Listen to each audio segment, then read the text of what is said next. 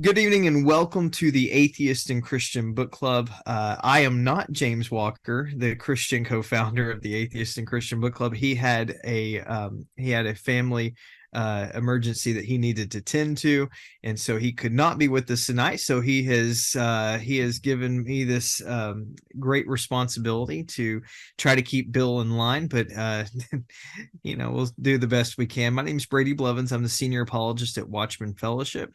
And I have with me tonight our good friend, the atheist co-founder of the Atheist and Christian Book Club, Mr. Bill Cluck. Good evening, Bill.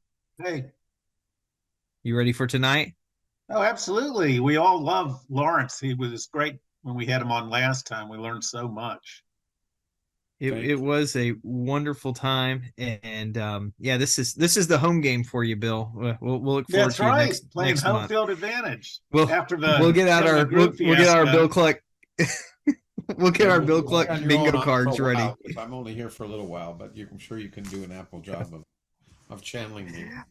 Anyway, But looking forward to next month, we are going to have it's going to be back on Thursday, but January 11th, because me, Dan, and James will be in the Big Easy.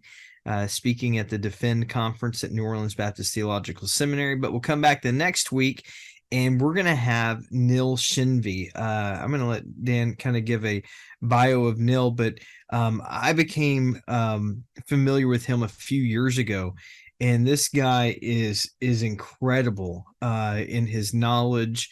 A really smart guy. Does a lot of stuff with like critical theory and that kind of stuff. But not so much in this book. This is talking about something a little bit different. Of course, I haven't read it yet, so I'm looking for. I've just heard about it. Dan, tell us a little bit more about Neil Shinvey. So Neil is a fascinating guy. He grew up in Delaware, attended Princeton University and did his undergraduate work there, and became a Christian of all places in Berkeley, at UC Berkeley, where he did his PhD in theoretical chemistry. And the subject of his PhD was quantum computation, quantum random walks, cavity quantum and electrodynamics, spin physics, and the N representability problem.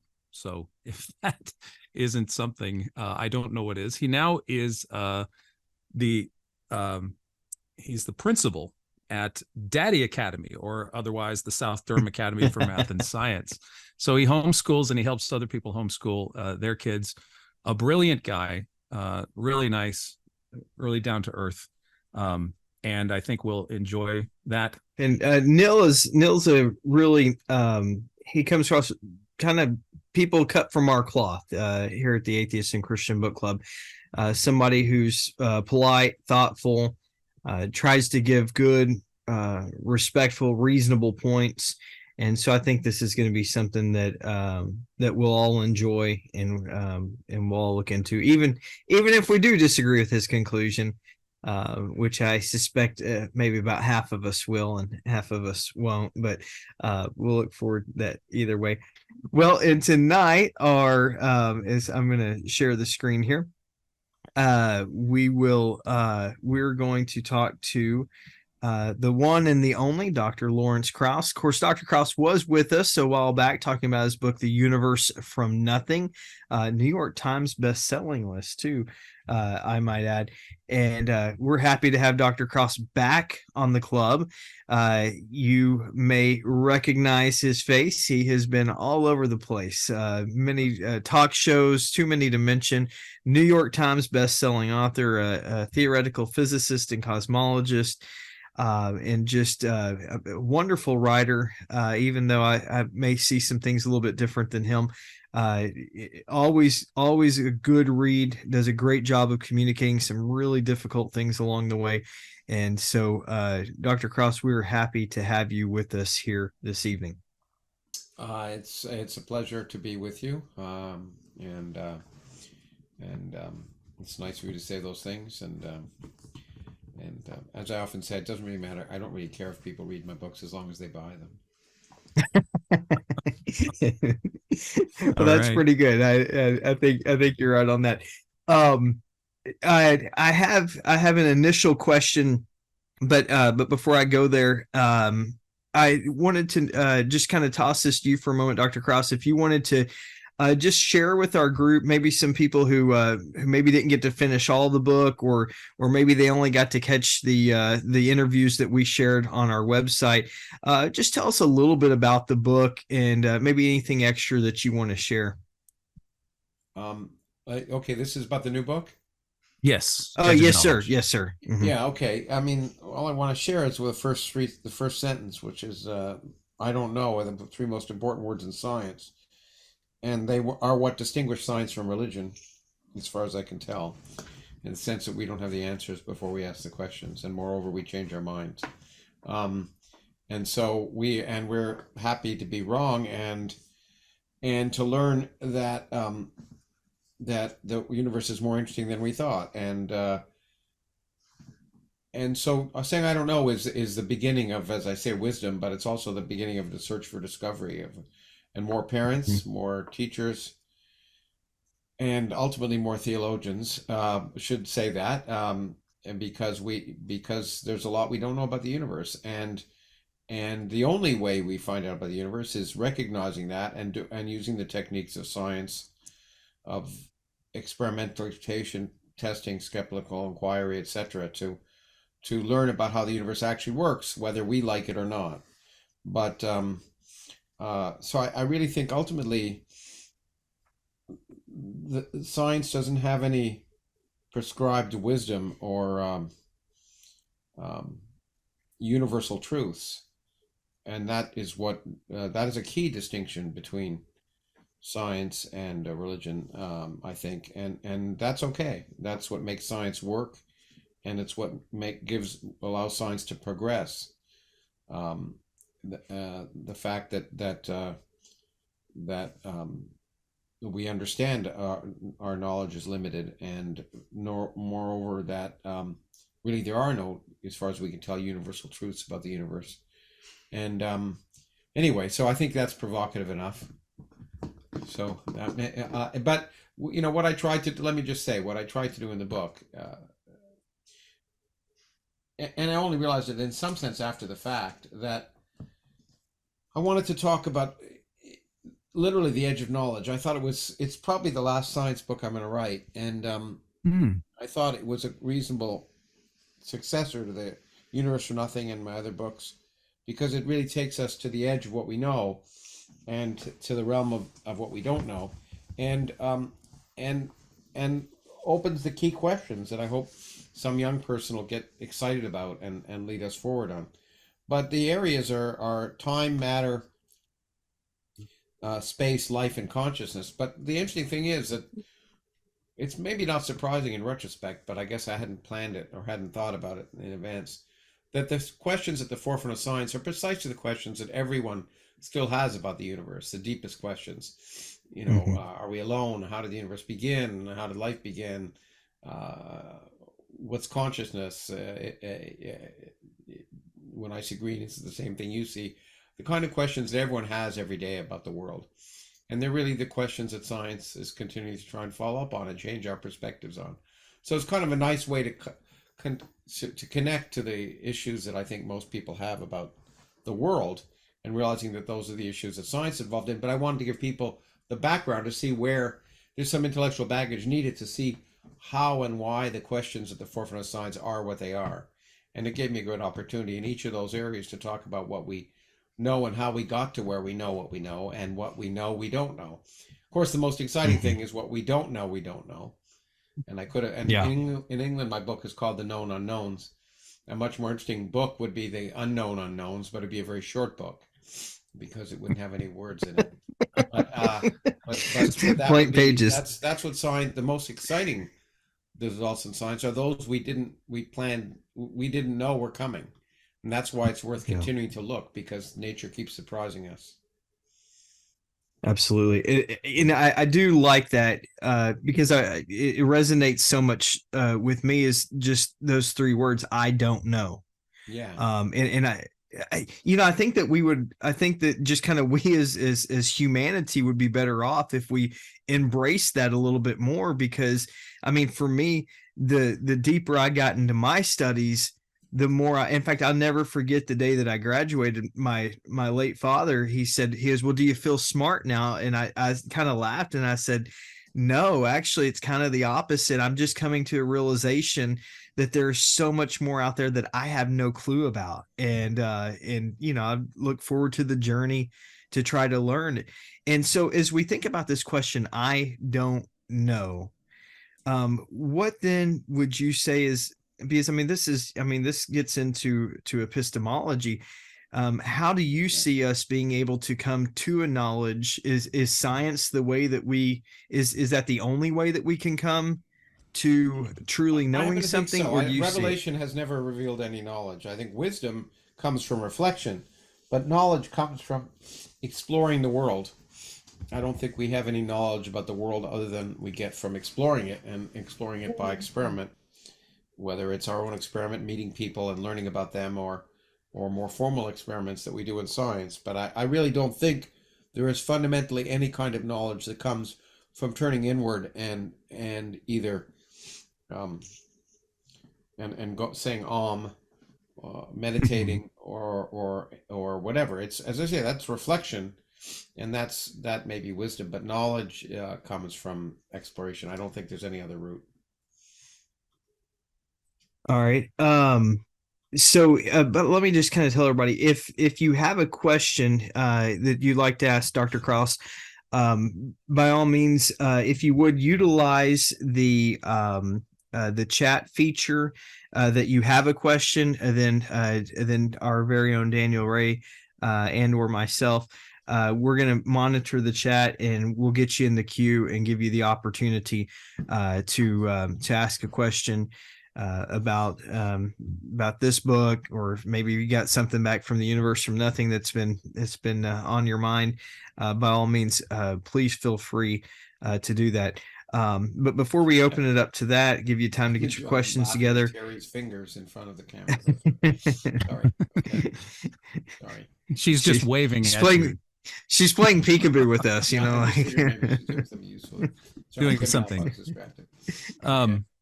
Brady, you want to bring Bill in? I was gonna give Bill the next shot here. Bill, you got some questions for Dr. Krauss? Hey, can I say one quick thing? Yeah, sure, Terry. Yes, I'm on my iPad. It's the first time I've done this on my iPad, and I'm struggling a little. So if I turn my and the camera iPad requires off, you to play on the screen. I realize that. I'm sorry to make funny, but I couldn't resist. That's okay. Okay, I'm pretty skinned. It's funny how photons can arrange themselves that way. That's really okay. So, sorry, Bill. Who's going to speak? Sorry, Bill. Our co-founder, Bill Cluck. So, what was interesting about your book is the unknown knowns, so not knowing what we don't know, and that came from Donald Rumsfeld, right, Lawrence? Not Donald Trump. It was what's his face? It was Donald Rumsfeld, and that's, by the way, why the book isn't called The Known Unknowns in the U.S. is because my U.S. publisher thought it's too polarizing to have a quote from Donald Rumsfeld be the cover. Now, I say that given that in spite of the fact that, by the way, you'd be pleased to know that my publisher is a conservative religious publisher, and which has always amused me. But they still thought it would be divisive to have that, which I don't agree with. But in any case, my feeling is that even people you desperately disagree with, or say who lie and cheat, sometimes say interesting things. And Donald Rumsfeld is not anyone I'm a fan of, but that was a brilliant quote. His quote was, and it was related to the illegal and awful invasion of Iraq, which I vehemently opposed at the time and still do.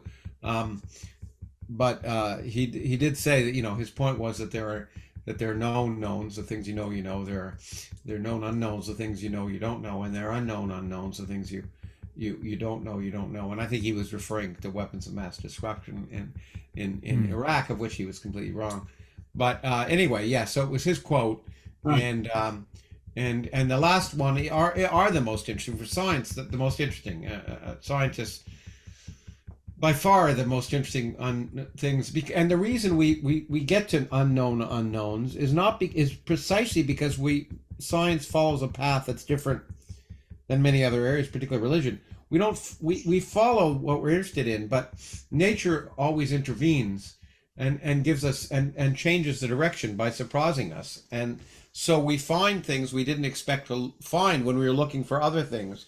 And that's really generally how science progresses. And so of all the things, we know the things that are exciting and interesting, but I do think the things that are most exciting and most interesting are the things I have no concept about right now. And it happens to be every day, not so much anymore, but an active in research that, as I like to tell people, when you write grant proposals, you lie to the government because they ask what you're going to be doing in 3 years, what you're going to be working on, and at least I lied because my own, if I knew what I was going to be working on 3 years, it'd be pretty boring.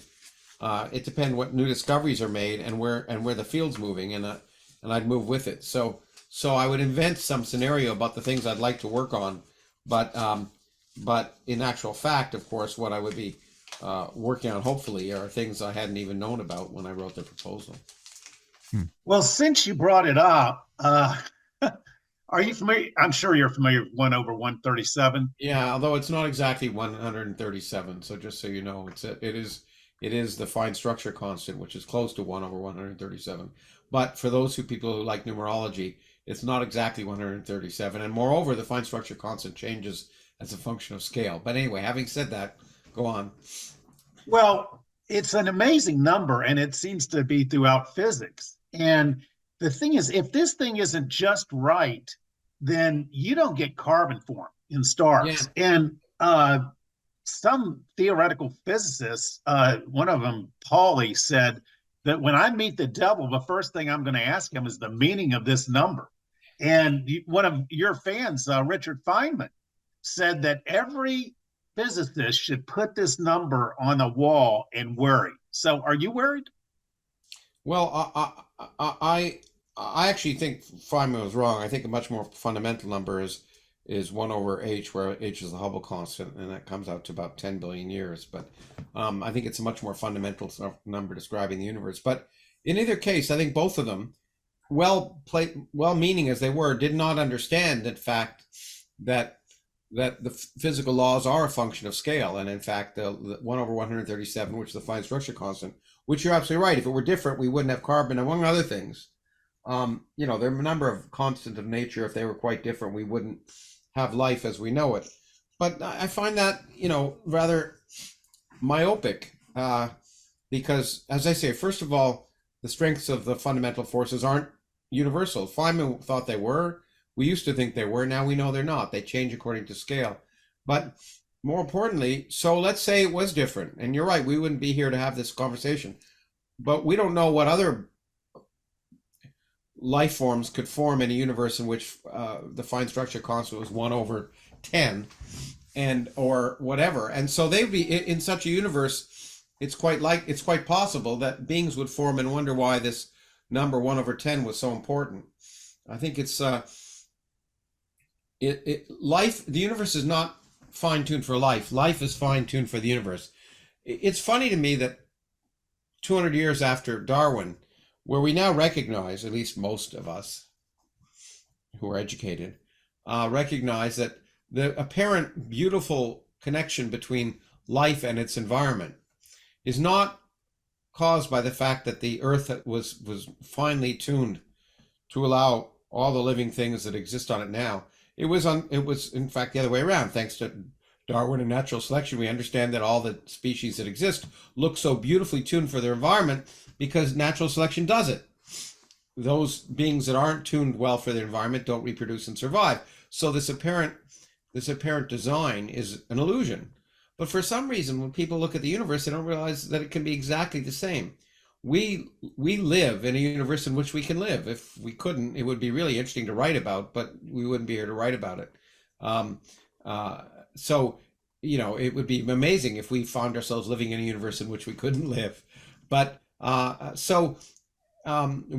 life as we know it, and after all, we only know one kind of life. We don't know if it's universal. is able to exist in the universe that has the parameters it has, and in at least one particular location of the universe. I suspect there are others that it can exist in, but to presume that if it were any different, no life forms could exist is to make an assumption about something we don't understand at all, since we don't even understand the origin of life in our own universe. So here's the problem Christians have. They have to have certainty. And there's anything but certainty in Christianity today. William Lane Craig, who you've debated, has written a book, In Quest of the Historical Adam. He says you can trace Adam back 700,000 years to the Homo heidelbergensis man, which evolved into Neanderthals, Denisovans, and Homo sapiens. You have this new guy on the scene, Swami Das, who says, oh no, you can go 6,000 years and trace the genetics of Adam and Eve, to us moderns. And they actually interbreeded with Neanderthals. And then you have Hugh Ross that says you can go 120,000. So it's a total mess. And what I love about you is you're open to the uncertainty. You're open to the unknowns. The problem with Christianity is they've got to find an answer. What I try to preach is live with the tension. You don't have to have all the answers, but you've dealt with Christians. They have to have that certainty. Well, I think religion comes from the desire to have some basic things you believe are universal about the universe, and for which, I mean, faith is exactly that. It's having certainty in the absence of evidence, I suppose. And that certainty, look, that certainty is the basis of religion, but it's also true that everyone who's religious isn't certain. They all have doubts, just afraid to talk about them for the most part. And exactly, yes. And I think that's really significant. When we made that movie, The Unbelievers, what I learned, I used to argue against fundamentalists, which I don't do anymore because it's not worth it. But what I learned is that it's much more insidious, that there are tons of people. I get letters from people around the world in some place in southern United States, say, someone in a small town saying, I'm so glad to see all these people come out because, I have these questions and I feel like a bad person because I have these doubts. Yes. And I'm not supposed to, and I can't talk to anyone about it. And that's the sad part, the fact that everyone, that's the problem, is everyone who's religious, for the most part, they pick and choose. There are a few. I will give, what's his name, who created the Creation Museum. I forget his name now, but the guy. Ken Ham. Yeah, Ken Ham. I give him credit because he's got it exactly right. He says, if one thing in the Bible isn't true, then I doubt the whole thing. And I say, yeah, you're right.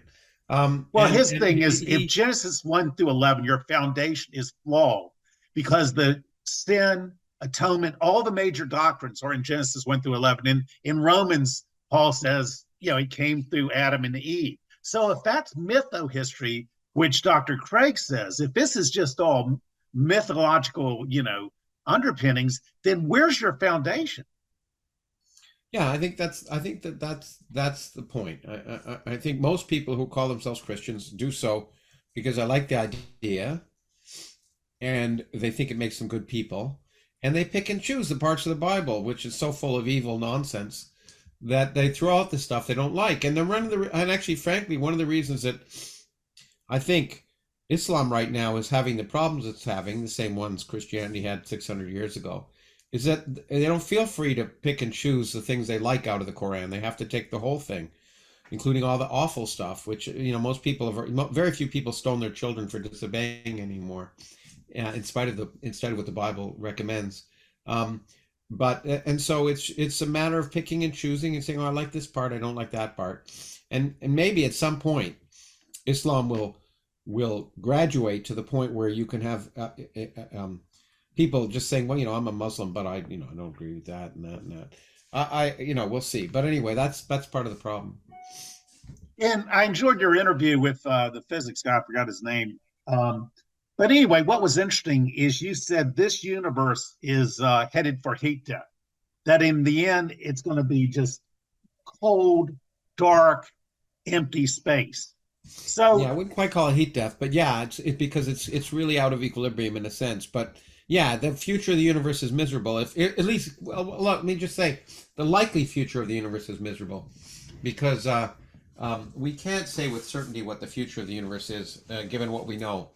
We can say what the likely future is, and the likely future is absolutely miserable. Actually, I should say most of the other futures are more miserable, but we can't prove them. So, we're lucky to be here at this particular point. And when I say future, I don't mean 10 years or 100 years or a million years or a billion years. I mean billions and billions and trillions of years in the future. So none of it's particularly relevant in a practical sense.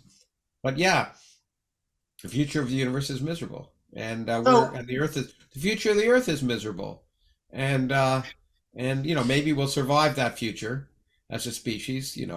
Given the present, it's hard to imagine we will, but it's possible, and so yeah. Anyway, it's a miserable future. So my question to you is: ultimately, everything is meaningless. Everything is going to vanish into nothingness. So we live in this meaningless universe with no hope, no future. But in your interview, you seem to think that there's meaning in life. Is that right? Well, we create our own meaning. We have no cosmic meaning. There's no cosmic meaning. There's no purpose to the universe. But we create our own meaning, and that's the way, and that's great. That makes life more worth living, because every moment we're fortunate to have a consciousness, an intellect that allows us to ask questions and have learned about the universe at the level we have, and therefore we every day we create our own meaning. And if we don't, and surely that's more interesting than a universe whose meaning is thrust upon us. So yeah, my life is relevant to me. I don't think it has any cosmic significance, but I want to try and enjoy my brief moment in the sun and my experience as a human being.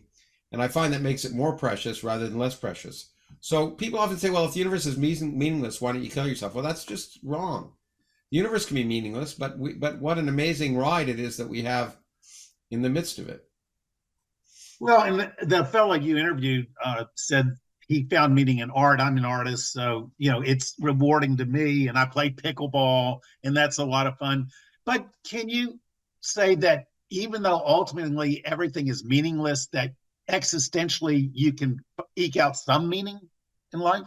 Well, I told you, yeah, I make my own meaning. I don't think my meaning has a cosmic significance, but it's important to me. And I might even say there's some things that are important to humanity, but I don't think humanity has any cosmic significance either. I like to try and think that some of the things I do are good for humanity, and that's nice to try and improve my environment for my, not just for my family, but for other people. But I don't think any of that has a cosmic significance. So I think maybe it's possible, although I think unlikely, that humans are the only cognizant life forms in the universe. And if they are, then maybe we owe it to ourselves to continue the species, because what an amazing thing it is to have something that can, have the universe evolve something that could question the universe. I doubt that's the case, but it could be. So then we'd really have another reason to try and preserve our existence. Everything, every moment of everyday things have meaning, and they're different for different people, and that's fine with me too. Well, I think the real problem is a linguistic one in part. This notion of the loss of faith. What an awful way of saying it. It implies you lose something when you lose faith, but you don't lose anything. You gain a tremendous amount by not having faith and by enjoying the universe for what it is instead of the universe for what you'd like it to be. The universe is more interesting and more terrifying and less fair and less good, but that's life. Great. Well, thanks for having us atheists have some meaning. Back to you, Brady. Hey, I want to jump in on something, and kind of what you just said really buys into it, because I know this particular group, the Christians who are in this group, they're not afraid of having doubts, and they're really open to looking into the question. But boy, I can certainly say that I have run across some Christians that kind of fit that profile that you painted of, oh, we can't have doubts. And I've heard horror stories of, people have questions and they ask their questions and they're shut down from the pastor or whomever.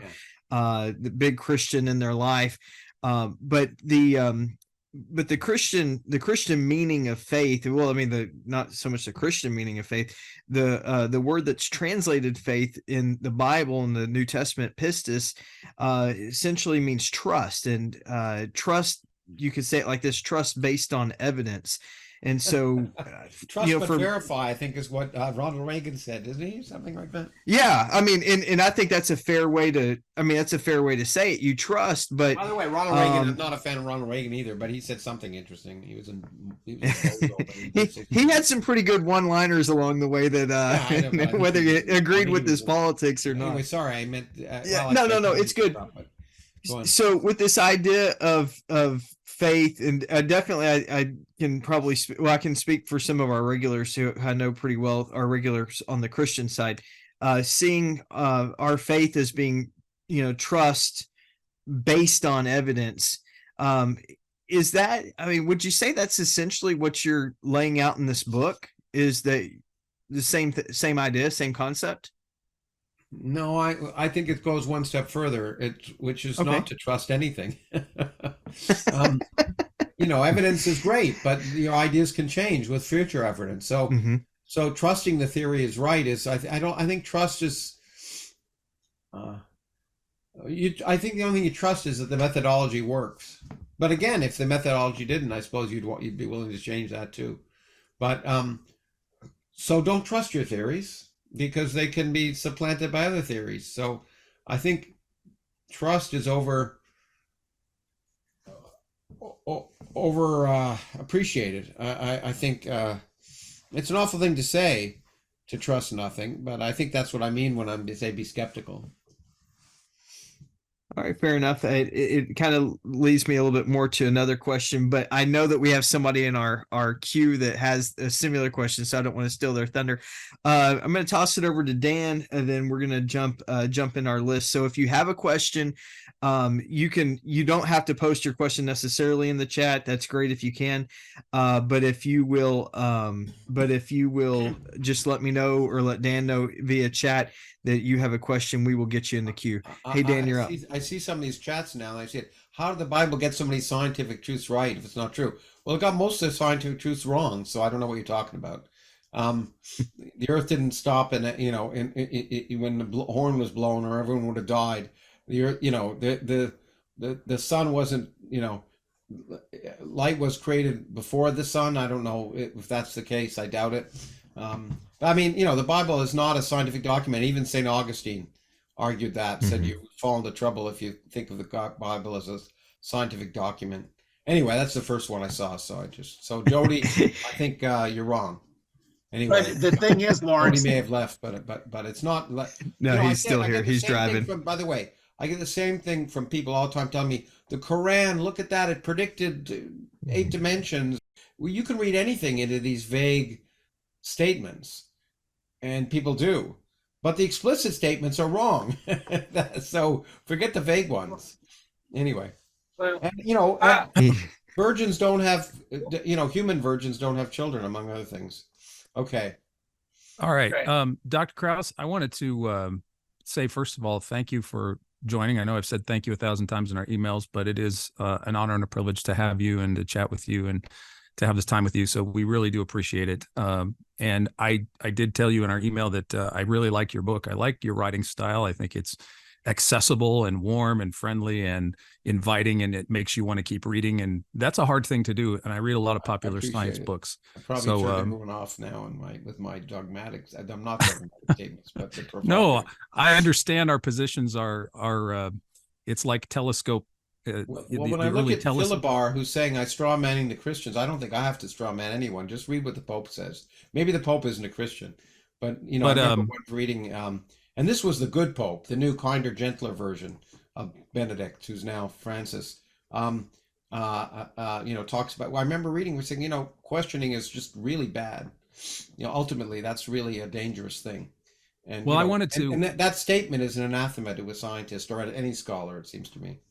Anyway. Yeah, I wasn't raised a Christian myself. I came to Christ in my mid 20s as an adult. Lost my father tragically to suicide when I was a teenager, and I'm sorry. kind of was directionless in that regard. So a lot of people have said, well, Ray, you know, you lost your dad, you want to make up for this, and you want to have a heavenly father because you don't have an earthly father. Well, there's nothing further from the truth, because I didn't want anything to do with fathers at all. And enigmatically somehow, which would be another story and another time, I came to know Christ through reading the scriptures. But I wanted to just give you something to provoke your thinking, see where you want to go with it. I'm going to read over before Christmas. You do, could I at least respond to the comments these people have been writing for a while? So let me just sure, go for it. Go ahead. Well, we were gonna let them ask the question. We were gonna let them ask you the question.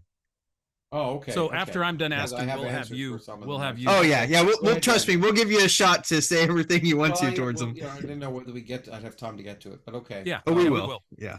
Let me just say one, because there's one that I can't. I'm gonna be thinking about it while you're talking, Daniel. Okay, go for it. Well, Susan's question is a good one about life in non-spiral galaxies. We'll talk about that if she has a question. But Phil Barr's question, who also says I'm strawmanning, says machines that natural law produced would not ask questions about meaning. How the hell do you know the answer? It presumes you know about the machines that natural law can produce. So you must know everything about every AI that can ever be produced. And if you do, boy, you must be really, really at the head of the AI. You must know a lot more than the people who are now producing AI. I hate when, I'm sorry to say this, but when people make general statements about what is impossible without knowing exactly anything about the issues. How do you know what machines that natural law produced would or would not ask? I certainly don't know. So to claim that you know that they wouldn't ask questions about meaning presumes you know something that I don't think you do. And I'm sorry to be harsh, but I think that's true. So go on. Sorry, Daniel. No, Phil, do you want? Well, I can bypass my time and have Phil respond. No, I see Phil there. I've just insulted him twice, so I did. So, but I haven't mean to insult you. I've just the things you said. A statement like, you should never make a statement like that, because it presumes something that you know that you don't know. That's what I'm talking about. I don't know what machines that natural law produced would ask. But since, of course, I presume we are machines that natural law produced, I can tell you that these kind of machines do ask questions about meaning. But I have no idea what artificial intelligence, if it ever gets to the point of being that, would ask. And I don't presume to know the answer, and I don't think you should either. Anyway, I'm sorry. Let's go. No, that's okay. We want to try to maintain a level of I know the questions we're talking about are worldview, and they can get a little impassioned about where I mean, I'm not trying to be rude.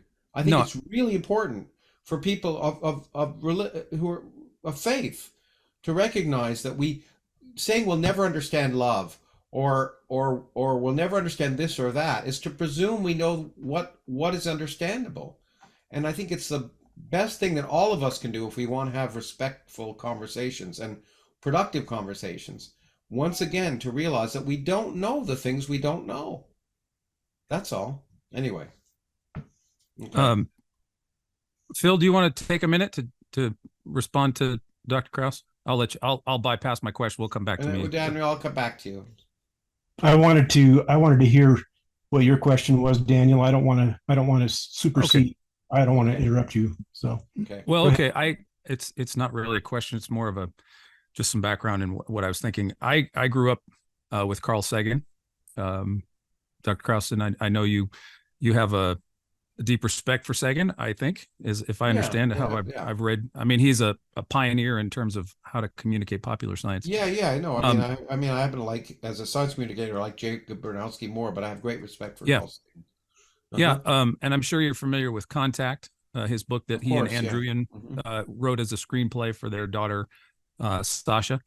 And in Contact, the Jodie Foster character, she gets to the other dimension in the star system where they go through the wormhole, and she looks out.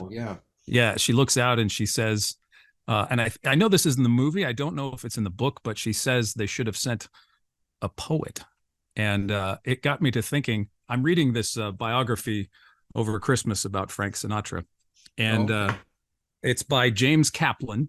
And in the introduction, Kaplan quotes Soren Kierkegaard, and I thought this was apt to our discussion, and I wanted you to comment on it. In relation to poets, Kierkegaard asks, what is a poet? A poet is an unhappy being whose heart is torn by secret sufferings, whose lips are so strangely formed that when the sighs and the cries escape them, they sound like beautiful music. And men crowd about the poet and say to him, sing us a song soon again. That is as much to say, may many new sufferings torment your soul. And I like the idea that this is in the biography about Frank Sinatra, who was quite a character. I don't know if he was tormented. I suspect not. But he had a nice outward life, but he did have personal struggles, which made me want to get this book and find out what he was like. But to the point of what we're talking about in terms of God and suffering in the universe and not questioning, as an adult convert, I've had the privilege and the leisure to contemplate and to ask questions and to struggle and to doubt. As an adult convert, I certainly don't claim to, even though I believe in Jesus, I certainly don't claim to know everything except for what he has revealed to me. And I think a lot of that has to do with the suffering of Christ and the centrality of the cross and the Christian message. That I know you don't believe it, but this is what gives me solace in terms of understanding the universe. Because through Sagan, I came to love the cosmos. Even as a child, I was not raised in a Christian home, and I came to love the universe. It was a sort of a comfort. It was just looking up at the stars, and there was some regularity there that was comforting in a sense that I couldn't articulate it as a teenager or anything. But as an adult, that still continues. And I find that it's interesting that the Christian message is that the one who created the cosmos, I know you don't believe this, this is just kind of giving you the physiology of my mind, is the one who suffered. And so the cosmos, there's that warp and woof of suffering, but of wonder and love and existence mingled together. So though there is suffering in this world, there is great hope. There's lots of suffering. There is. And I think that for me, the centrality of the Christian message is the God who comes in flesh and suffers with us. I know this doesn't satisfy the ardent skeptic, but I think if we espoused a God who did not suffer with us, then I would say that, yes, our God is as mystically unrelatable as the Tao or the Krishnas or the Vishnus or the esoteric beings of Nirvana. But we have a God in flesh who came and suffered among us, but this is also the creator of the universe. So I find a tremendous comfort. A million years. He let a lot of Neanderthals, Homo sapiens, and and lots of others, hominid species, suffer tremendously for hundreds of thousands, if not millions of years before deciding to show up. It didn't seem to bother him. Well, now it's interesting, Larry, because you, for your opening book about I don't know, it seems that you do have a knowledge of this kind of history, though, right? So we know that hominids have been around for a long time, and I'm not the first one to say, isn't it weird that this God who wanted to suffer with people waited till fairly late till the random moment, and always also a place at a time which was largely undocumentable. But certainly, what about all the beings who lived and died before this God came to save them by suffering? In a cosmic sense, in a general sense, it doesn't make sense. It sounds good. It sounds poetic, and understand why it catches people. And look, it makes you feel better, and I understand that. And I think the poetic aspect of it undeniably causes one to think and maybe feel better about sharing one's suffering with the world and recognizing that that's a natural part of life. And so all of that, I understand the solace that people get from it, but that doesn't make it right. That doesn't make it true. It just makes it. Well, I'm not saying it makes it true, but to your question about the history, I would say I don't know. I don't know in a perspective, from God's perspective, other than what Scripture says. In a limited sense, Dr. Krauss, I don't know either. I don't know how God before Christ was relating to the rest of the world aside from his own people, except through And Christ except certainly through didn't say anything creation. about Neanderthals. I suspect because Christ didn't even know what a Neanderthal was, and or a dinosaur for that matter. But so yeah, you're right. We don't know, and we can only infer from this book written by people or written by many people over many times who weren't there at the time, and who inferred based on what they heard from someone who told them what they heard, and whose sister's brother's in-law's niece was at some place. So you're right. We don't know a lot, but one thing we do know is that probably most of the stuff that this vague story relates to us was not based on what happened at the time. I mean, as you know, I've talked to Bart Ehrman a lot about the evolution of Christianity, and over the 100 years after the time of Christ, and of course the whole notion of what Christ was and Christ as God changed over that time, and ultimately was determined. The Bible that you read now was determined by people who not only were never there, but had no evidence for what they were saying. So what's disturbing, Lawrence, is we had Dr. Saliander.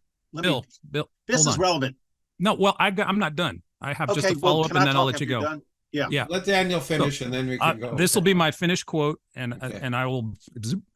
So I'm not asked. I won't respond to it, Dr. Krauss. I just want to know your thoughts. I know you don't believe it, but what do you think? Since obviously I know you don't think Jesus rose from the dead, why do you think we have the New Testament, in your opinion? I'm not asking you for a New Testament scholarly. Well, look, I'm happy to comment on things, recognizing I'm not a biblical scholar. Oh, that's fine. That's all I wanted to know. That I don't know lots about, and I don't give either way we ever talk about not believing or believing. I don't do either. Things are either likely or unlikely. I don't think science should sure believe. But I think we have a New Testament for the same reason we had an Old Testament, for the same reason we had a Quran, for the same reason we had a Rig Veda. For people try and come up with explanations of the universe that satisfy their desires, and that help them deal with uncertainty, suffering, fear, an unfair universe, and many things that they don't understand. And we all have a natural teleology. We all have a natural tendency to want to find purpose and meaning in the world, and I think that's an evolutionary trend coming. There's lots of reasons to imagine evolutionarily why our psychology would develop such a desire for purpose and meaning. And I think we have that New Testament. And for me, the Christ one caught on. I hate to say, actually, I don't hate to say it. For me, the best historical representation of that time was probably is The Life of Brian by Monty Python, because I think it probably captures the feeling of the time where everyone was looking for a Messiah, and the Christ one happened to catch on. Here's the problem, Lawrence, is we had a professor, a physics professor, legitimate PhD from a real university, Dr. Saliander, on our club. She believes Moses wrote the Pentateuch. It's just nuts. Nobody believes that anymore. Everybody believes you go to any university. Let me just say, so having a PhD means nothing except you have a PhD. It's true for me too. I credentials. My point is, even smart people cannot. She has to have certainty. Moses wrote the Pentateuch, where you can go to any university and there's multiple authors that wrote the Pentateuch. So the problem is, she could be wrong. But once again, let's not paint a whole group of people because one person says nonsense. It's not one person. It's like all over the place. Well, it may be. There are a lot of people who spout nonsense, but but I also think there are many thoughtful, and I know some thoughtful, intelligent, questioning people who call themselves Christians, and some of whom are even, I remember a friend of mine, George Coyne, who was the Vatican astronomer.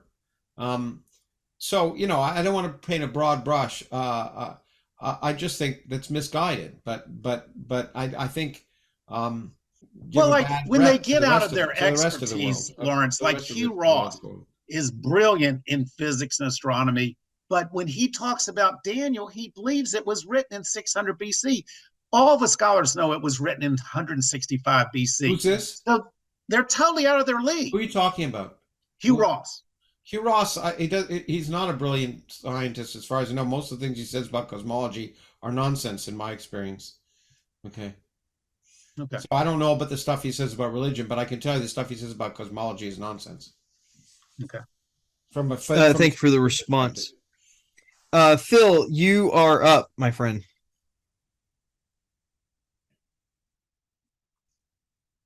Phil, you're on. Hi, Lawrence. Hi. It's an absolute pleasure to have you on. I appreciate you coming back because you were with us before, and I enjoyed that session. So I definitely wanted to be in on this one. I don't have a lot of memory. Maybe it was traumatic for me, but the last one. Well, hopefully it was. Okay. Hopefully I made a difference, made a splash. Okay. No, Actually, so I'm the one that wrote this nonsense comment about how machines that are generated by natural law would not ask questions about meaning. And so if you're interested, I would be happy to give you a little bit of background about why I have arrived at that idea. And that is, it is derived from my reading of a couple of obscure scientists by the name of Stephen Hawking and Richard Dawkins. Stephen Hawking said, and I'm paraphrasing here, but I think my quote's going to be pretty close to what he said.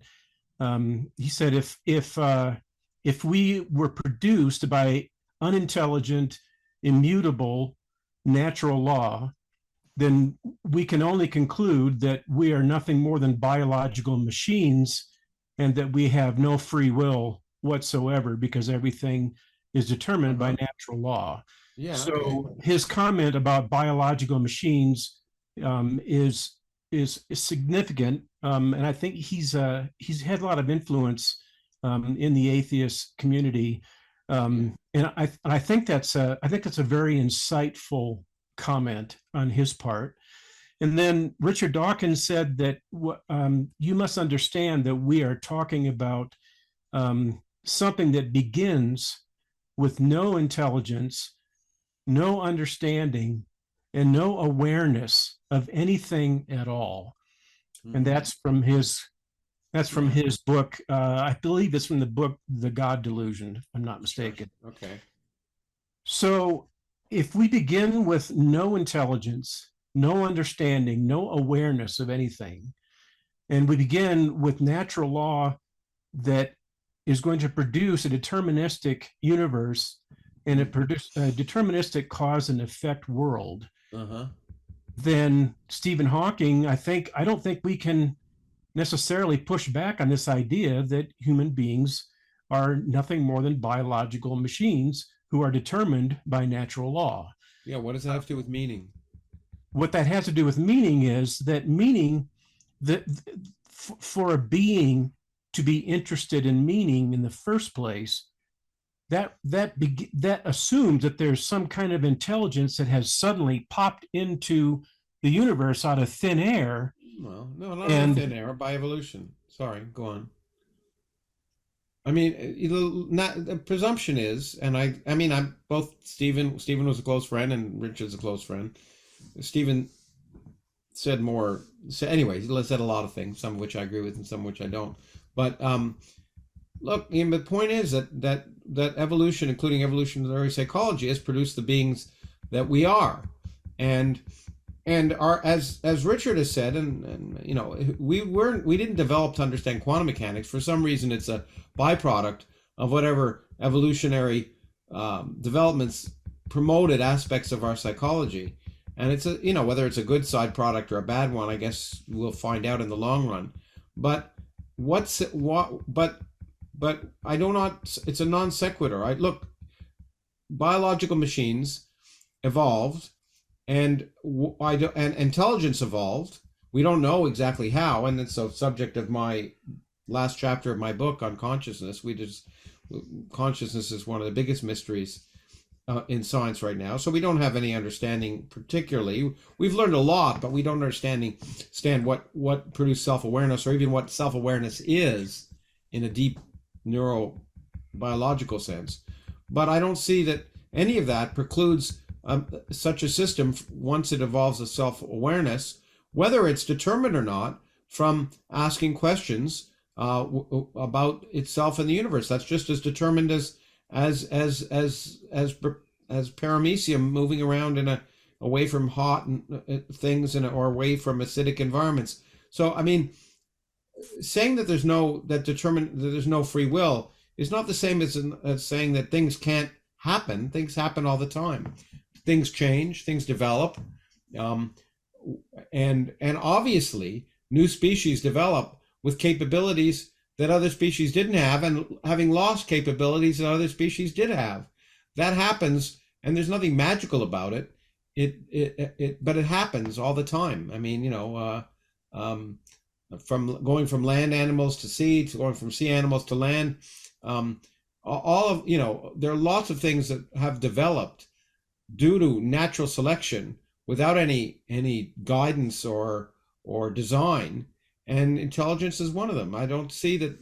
I think I understand both of the quotes you're saying, but neither precludes claiming that. Neither precludes the statement that intelligence arose naturally as a result of physical laws, and we have no evidence that there's no evidence that any magical intervention had to occur in that long line of evolution from the earliest single-celled animals to us now. And it's also clear, as we learn more about other species, that many facets of our intelligence are shared. One of the reasons I'm a vegetarian is for precisely that reason, are shared with many other species. Well, Lawrence, they would say that during the Cambrian, there is evidence that God intervened, because you have the major phyla like echinoderms, chordatids. All these phyla don't seem to have very many pre-Cambrian precursors. Yeah, well, that's, okay, but there are lots of times, look, there's lots of times that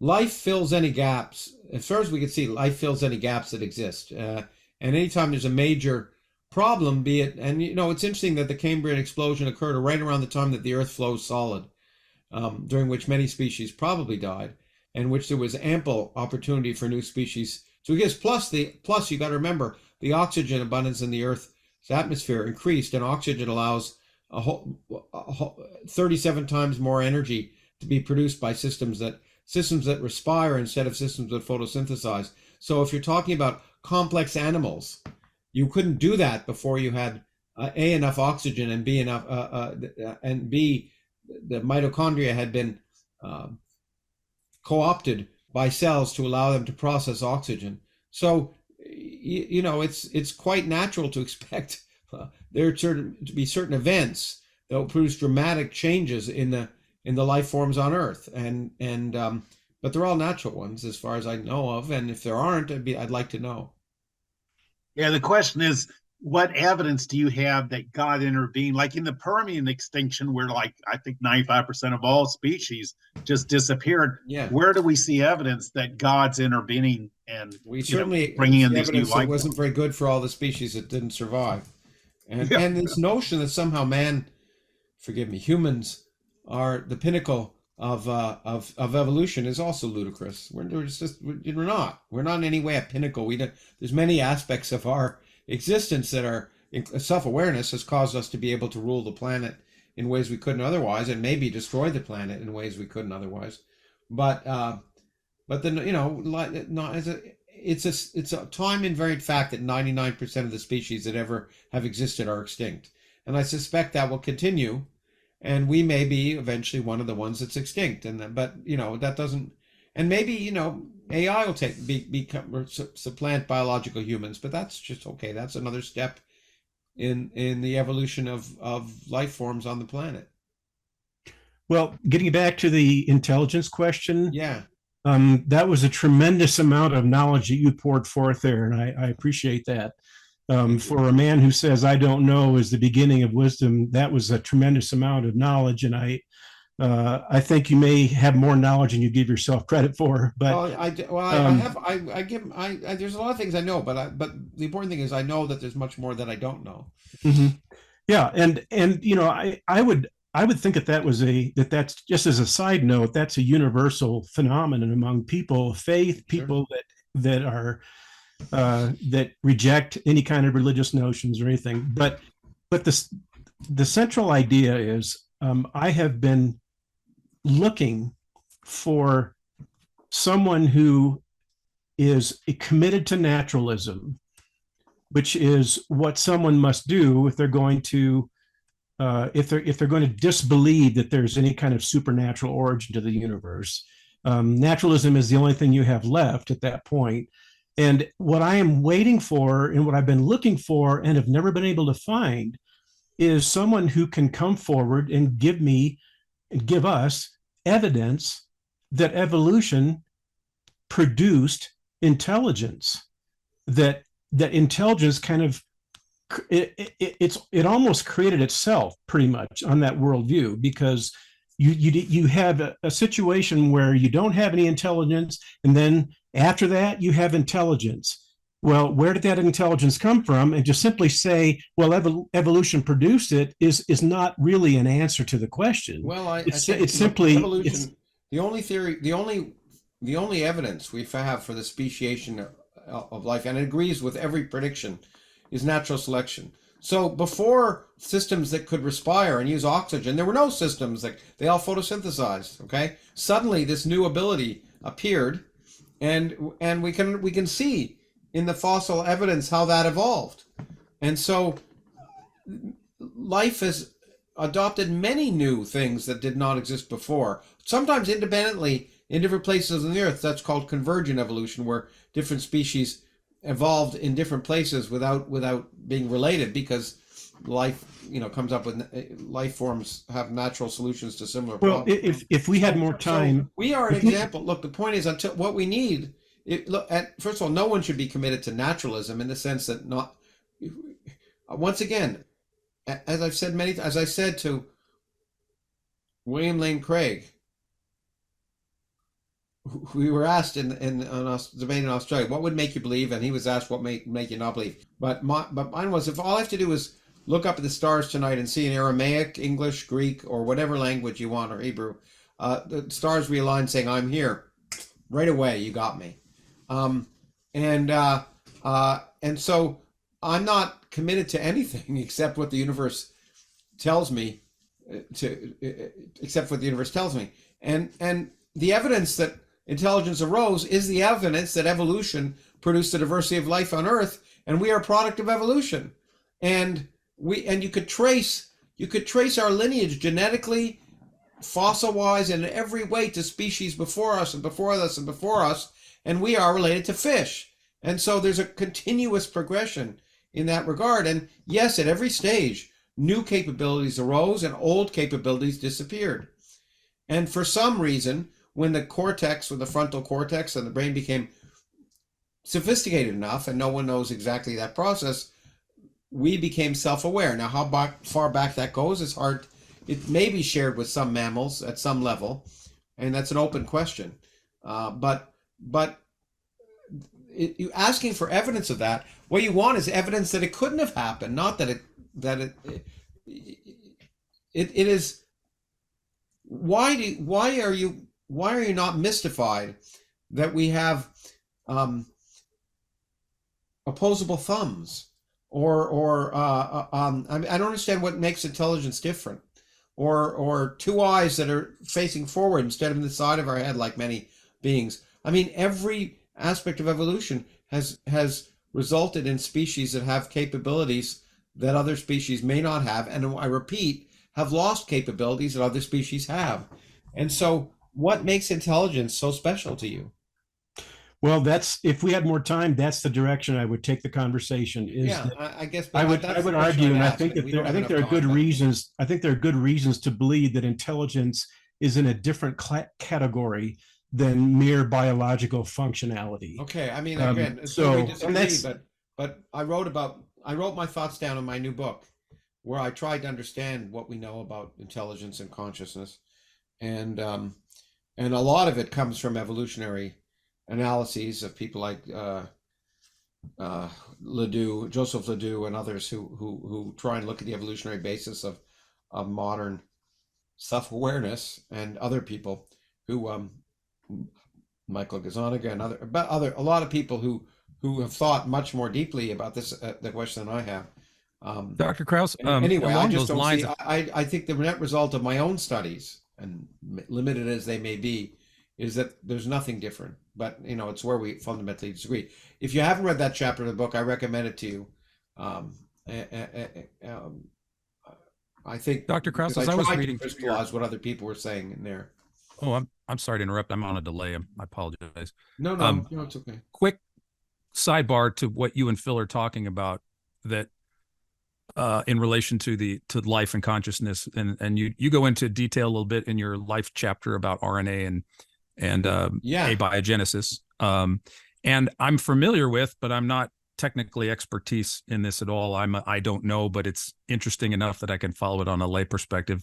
I'm sure you're aware of, in 2016, the Royal Society convened with several brilliant minds in Darwinian evolutionary biology research, cutting edge. There was a gentleman by the name of Gerd Mueller, I think is how you pronounce his name, who was, I think he was leading the conference, and I don't think he's a theist. I don't think this was theistically motivated by the Royal Society, but the core of their getting together and discussing these things in 2016 was the lack of sufficient, I guess, for lack of a better word, answers for things in what we've discovered in microbiology and microevolutionary perspectives. Specifically speaking, and this would be my point and why I think intelligence might be involved, to Phil's point, is the developmental gene regulatory networks that are common to all species, trees, acorns, squirrels, human beings. That the gist of the research now is that the current paradigms for evolution can't explain this near complete kind of circuitry that guards and develops life from its embryonic state. And this is animals getting their phenotypes. How this genetic circuitry came about through naturalistic means, because as the studies have shown, if you alter this circuitry, the developmental regulatory gene networks, they collapse. So what you need for new phenotypes, body plans, is new genetic information. And so the council at the Royal Society in 2016 was like, we need a bigger boat, to put it in the vernacular of Jaws. Well, what do you think? No, I've often said that lack of understanding is not evidence for God, it's evidence of lack of understanding. And claiming that we don't understand how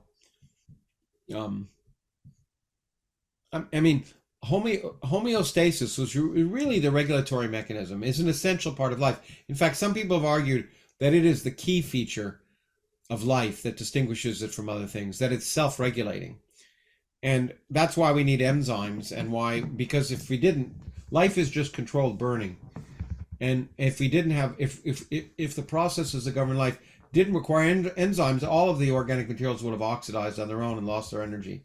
And so the ability to regulate is an essential part of the earliest part of life. And when we understand the origin of life, we may understand how that mechanism comes about. People have speculated, but I guess I really worry about when people say that we'll need something else other than natural selection. All it means to me is that they don't understand it yet. It doesn't mean, I think it's pretty much becoming universal that natural selection and mutation do not explain what we're seeing, and they're how? frantically Why do you say that? looking. It doesn't produce everything I know about every species I know about. Right, exactly, is wrong. What?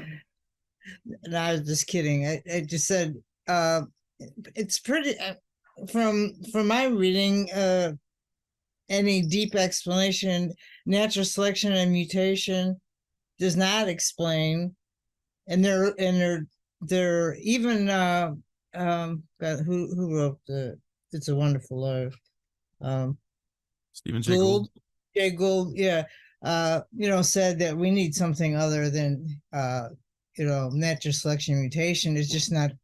Well, I'd like you to give me one example of something. Well, I've been more into physics lately, so I'm not prepared for biology stuff. Yeah, okay. Because give me one example, and that we know that it can't explain a characteristic, and I'll be happy. Well, the regulatory mechanism, the epigenetics that Daniel was talking about. Well, look.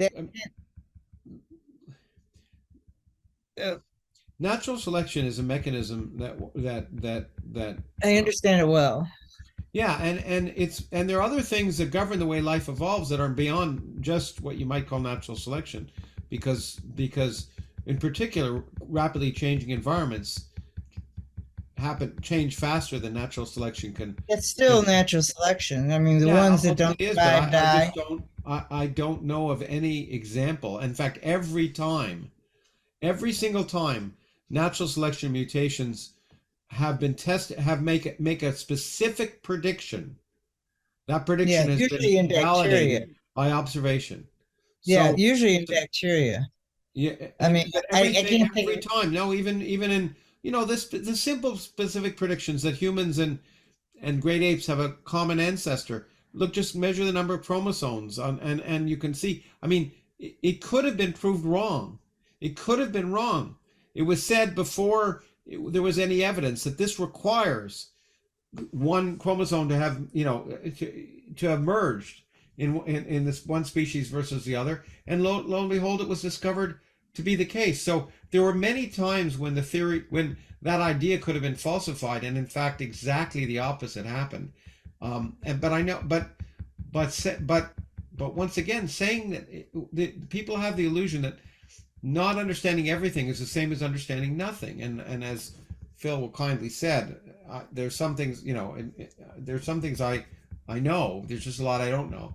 And I think the same is true of every scientific theory. So claiming we don't understand the origin of life is not the same as saying we'll never understand the origin of life. Moreover, claiming that there's some things that our current understanding of evolutionary biology does not yet explain is not the same as saying they'll never explain. But to say they don't explain anything and don't explain key features is exactly wrong. It's exactly the opposite. Everything from respiration and the synergy of mitochondria being adapted by well, it seems the trend is moving away from natural selection and mutation being, they're saying it. It's not my field. Well, I don't know who they is, because I don't. Whoever they is, I'd like them to defend their notion. People look. What they're saying is that there's a lot of things we don't understand in evolutionary biology. I'll grant that, but no one is. I think no one is saying that you cannot. That natural selection doesn't. People have been saying for 160 years that evolution is on its last legs. Yeah, and it hasn't been. In fact, it's quite the opposite. And so it's like dark matter, which has died 5 times since I've been a physicist, but it's still around. I don't know of any predictions that evolutionary biology has made. What was that? I don't know of any predictions that evolutionary biology has made. Okay, here's a prediction. Count the number of chromosomes of great apes and humans and find out that they're different by one. And if they had a common ancestor, it would require that one of the chromosomes emerged in great apes and humans, and we measure the chromosome, we find exactly the place where the chromosome the two chromosomes would be separate in humans merged in the case of great apes. That's one example. Just there's a million of them. Larry, I don't want to interrupt. I want to just check on time administratively here. How are you doing on time, Dr. Krauss? Well, I mean, I've already gone longer than I planned, but it's okay. Okay, you just cut out whenever you need to. I'd like to not go that much longer. It's almost 10:30 here, but. Okay. Susan, I don't know if you got your question out of the way, but you were actually next in line anyway. So did you have anything else that you I thought was interesting? Well, maybe just the last one I asked about the Fizzorg came out with the new theory, claims to unite Einstein's gravity with quantum mechanics. Yeah, I don't. Every time you hear such a claim, don't believe it. Yeah, I don't believe it. Okay, but the question about galaxies clusters is, and non-spiral galaxies is quite interesting. I don't know of anything that requires life to evolve in a spiral galaxy, except maybe the fact that we're in the outer arms of a spiral galaxy and we haven't had much, and therefore we're relatively isolated. And the Earth, fortunately, and our solar system has gone on for 4.5 billion years, a lot more, longer, but 4.5 billion years since the Earth formed. Not any major disruptions. Clearly, we're in a quiescent galaxy, an quiescent sun, and a quiescent. But there are lots of other stars like our sun in the galaxy and in other regions that are comparable in the outer parts of our galaxy. So I suspect there's lots of life around in our galaxy. But whether elliptical galaxies, which have come from the merger of spiral galaxies, could support life is an interesting question. I suspect. Don't you think they're a little too wild? What? Too dangerous? Too much radiation? No, I mean, once again, it's the environment. I suspect the outer parts of elliptical galaxies are just as quiescent as the outer part of spiral galaxies. But but we don't know enough about what kind of life can form to be able to answer that question. We need to go and explore and see and find out before we can answer that question. Thank you. Well, thank you for that. Now Michael had a question, but he asked if I would just read it. He's in a noisy place. In a gym. Yes, he's in a gym. So at a basketball game. So how and why would natural selection lead us to perceive a true objective reality? An example, Donald Hoffman's theorem has shown true objective reality would be hidden by the process of natural selection. And if you want to comment at all regarding your ideas on the UAP phenomenon. We don't perceive true I don't know what you mean by true objective reality. No one perceives true objective reality. There's a great book I just read called Immense by Ed Yong about the different senses of different animals. And what's quite clear is, if I hadn't appreciated it before, I appreciate it in spades now, that I perceive the world in visible wavelengths. Which gives me a version of reality that works pretty well for my existence. Again, evolution probably worked that out. But there's ultraviolet wavelengths. There's so many ways of perceiving the world that I don't perceive the world, that I don't perceive whatever ultimate objective reality is. I experience subjective reality but because I remarkably have an intelligence and rationality in the scientific method, I can perceive aspects of reality that I can learn about aspects of reality that I can't perceive. And it's amazing. It's amazing that we can see galaxies at the other end of the universe when we can't perceive them directly, that we've been able to build telescopes to do that. And I can have detectors that detect cosmic radiation, infrared radiation, ultraviolet radiation, X-rays, that allow me to have perspectives of reality that I would not have if I hadn't built that technology. So I don't know what true objective reality is. And it sounds to me like something that's invented by someone who really isn't thinking scientifically. We don't. No one suggests that we experience all of reality or that what we see is true. This table is solid, but it's only solid because it's an illusion. And most of it's empty space, but the electric fields in my hands get repelled by the fields of the atoms in my table. So the reality I experience depends very much on my perception and the evolution of my senses. So I don't know what curious. So he may be right in saying that any physical system will be limited in what it can perceive, and therefore will be limited in what its reality is. But big deal. What does that tell you? It doesn't tell you anything. What type of color blindness do you have? Because I was wanting to look at a book to see how things look to you. Well, yeah. There are great books that show you pictures of people who have color blindness like me. I mean, I forget the type that I have. I mean, I can see colors, but I just can't distinguish well between red and green, and sometimes blue and green, and can't see all of the shades of green and red. I was in nuclear missiles in the Army, and I had to have a whole lot of colorblind tests to make sure I wasn't colorblind. I guess so I wouldn't snip the wrong. My wife gave me glasses. They're supposed to help my color blindness, but they do a little bit. But and then, by the way, Michael also asked me to comment on all ideas on UAP phenomena. Mm-hmm. I'll just quote. I just was at a debate in New York City 5 days ago. Not a debate, but a discussion about UAPs. where I tried to disabuse the other person of the notion that UAPs had anything to do with aliens.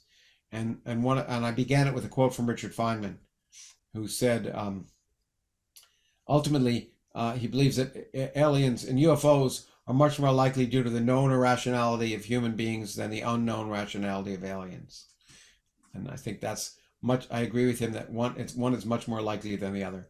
Namely, any explanation of UAPs that doesn't involve aliens is much more likely than any explanation of UAPs that does.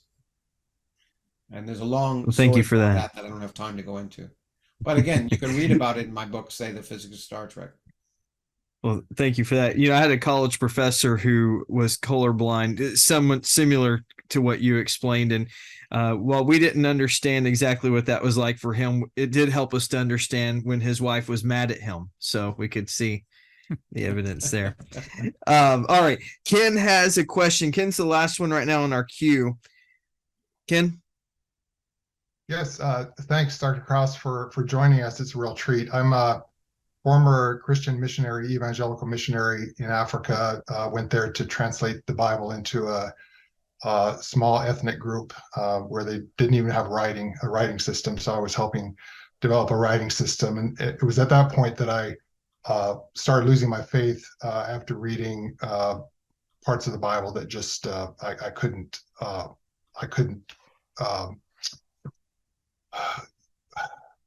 well, for one, I couldn't stomach, and I couldn't reconcile with other passages in the Bible. Sure. So I first lost my faith in the Christian tradition before losing my faith in God. I was a deist for a while, and then became an agnostic. And so for most of my life since then, that was in the year 2000,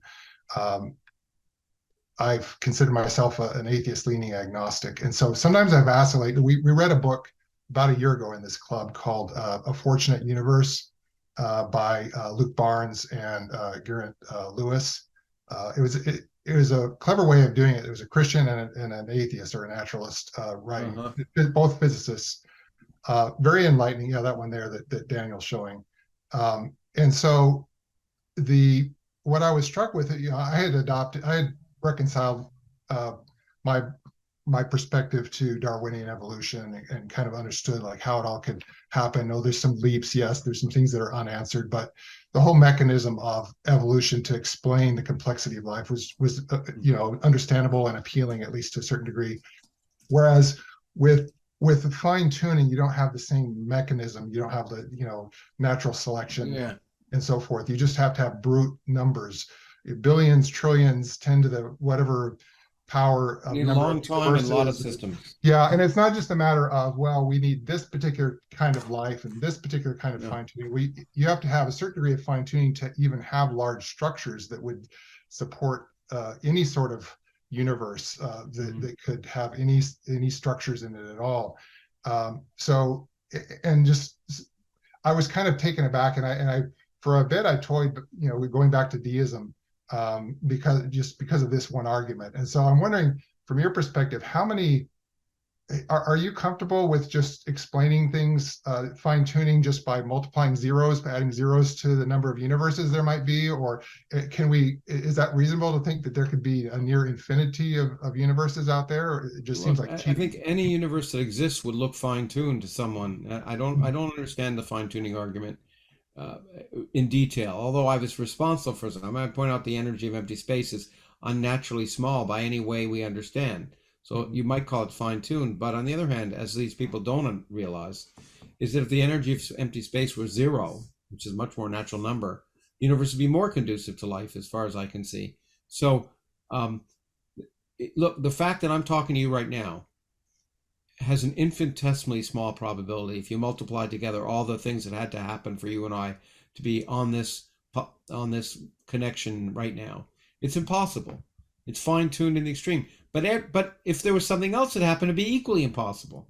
And so fine-tuning is in the eye of the beholder. And every argument I know about fine-tuning is bogus in the end, in the sense that, yes, there's some things that seem to be extremely strange. Now, they'd only be fine-tuned if we knew that no other possibility would allow what do you want? Consciousness, life, or anything else? But since we don't know the locus of possibilities, we can't say that. So fine-tuning arguments are based on our ignorance. Just as anthropic arguments are based on our ignorance. And okay, they're nice arguments to guide thinking, but they're based on ignorance. And ultimately, I think people read far too much into them. Anything that happens will ultimately, anything that happens is amazingly improbable. And so if you think about that, you could argue that it's just unbelievably improbable that we'd be having this conversation, but we are. And I don't think it's a miracle that we are. If we were having a different conversation, it would be equally improbable. And if you were sitting where I am and I'm sitting where you are, that would be equally improbable. But it happens. And so I think it is true that I think the laws of physics as we now understand them suggest that there could be many different universes with different laws of physics. And that allows an out, that a mechanism for having a kind of cosmic natural selection. But I don't think I think even without that, the argument of fine tuning is probably every time in the history of science where people have used an anthropic argument or saying something is fine tuned because we wouldn't be here if it wasn't that way. Well, in the end, it turned out we had a fundamental explanation of why the way it was. But the argument was given before we had the understanding. So I wouldn't be surprised if all the aspects that people argue are fine-tuning, including the energy of empty space, may be explicable in terms of a fundamental theory, but I have no idea if that's the case. But I wouldn't be surprised. Yeah, I tend to agree, because there was a time when we didn't even know if there were planets around other stars, and people say, "Oh, look how well fine-tuned the Earth is for life." Yeah, I mean, we used to think far from the sun, and a comet, that we were typical, and yeah, the Earth is fine-tuned, but now we find out that actually our solar system may not be typical at all. There are much more exotic solar systems, and there are many of them, and there are 100 billion stars in our galaxy and probably 100 billion solar systems, and all sorts of things we used to think were not allowed by classical dynamics are in fact allowed, and not because we've changed our understanding of physical laws. We just now realize that we have an incomplete mathematical picture, and so that's why I say the universe keeps surprising us, and we have to keep looking out. If we claim things without looking out and testing it, then we'll inevitably be wrong, and if we do look out, we'll inevitably be surprised. So Thank you so much for that. That's a good way to end this, if you don't mind. Yeah, I was going to give you the final word if there's any parting words that you wanted to give to the Christian or atheist. Harsh, maybe because of feeling of lack of time, but I do like to provoke. But I thank you for the conversation, and yeah, thanks for spending time and thinking. I hope I've caused people to think a little and maybe read a little, and vice versa, and that's a good thing. So, all right, can I leave you with a single verse before I send you off? A single verse of sure, why not? Yeah, your book, your song book or something. Then I'd be happy. It's from Ecclesiastes. Okay, yeah. It's time Jewish for all things or whatever. Anyway, go on, give me the verse. Well, actually, no. It's right after all that. Yeah, it says that God has made everything appropriate in its time. He has also set eternity in their heart, yet so that man will not find out the work which God has done from the beginning even to the end. Okay, let me since I'm the guest, let me have the last word. Let me give you another verse. Absolutely. It's from Woody Allen. Eternity is a long time, especially near the end. Okay. Thank you, Dr. Krauss, for being with us. We really do appreciate you coming on again, and look forward to your next work. Thank you very much. Thank you, sir. Thank you so much. Bye-bye. Bye-bye. All right. For our group, guys, thank you so much for being here again, as we've had this opportunity to be able to discuss this matter, and thank you for the kind and respectful dialogue. I just want to remind you, moving forward, this next month, in January next year, January 11th. So we're not going to be on the first Thursday of the month. We're actually going to be on the second Thursday because me, James, and Dan will be in New Orleans speaking at the Defend Conference at New Orleans Baptist Theological Seminary. Mm-hmm. Let me remind, I just tell everybody, I forgot to mention at the beginning, I'm interviewing Neil this month, and we will have 2 podcasts available about this book before we actually meet for book club.